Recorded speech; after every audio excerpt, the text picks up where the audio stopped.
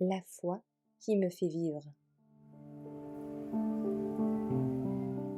La sécurité uniquement dans l'obéissance.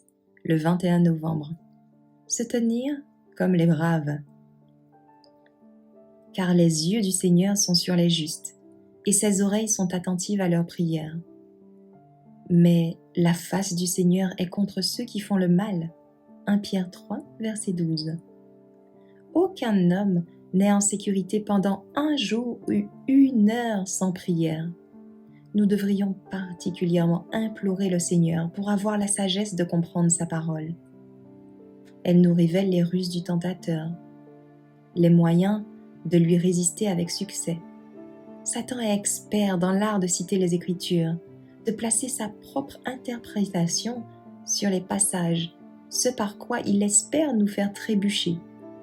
Nous devrions étudier la Bible avec humilité, sans jamais perdre de vue notre dépendance à l'égard de Dieu.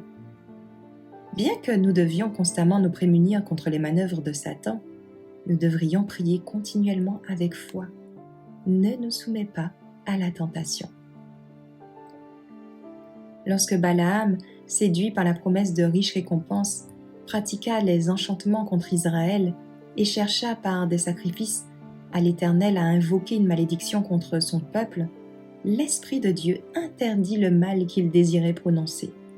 Et Balaam fut obligé de s'exclamer « Comment maudirais-je celui que Dieu n'a pas maudit ?» Nombre 23, verset 8. Le peuple d'Israël était à cette époque fidèle à Dieu. Et tant qu'il continuait à obéir à sa loi, aucune puissance sur terre ou en enfer ne pouvait prévaloir contre lui. Mais la malédiction de Balaam n'avait pas été autorisée à être prononcée contre le peuple de Dieu. Il réussit finalement à l'attirer sur lui en le séduisant dans le péché. Lorsqu'ils transgressèrent les commandements de Dieu, ils se séparèrent alors de lui, et ils ne purent que ressentir la puissance du destructeur. Satan est bien conscient que l'âme la plus faible qui demeure en Christ est plus qu'un adversaire pour les armées des ténèbres. Ce n'est que dans l'humble confiance en Dieu et dans l'obéissance à tous ses commandements que nous pouvons être en sécurité.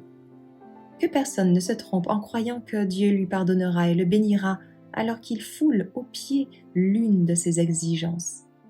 La commission délibérée d'un péché connu fait taire la voix de l'Esprit qui témoigne et sépare l'âme de Dieu.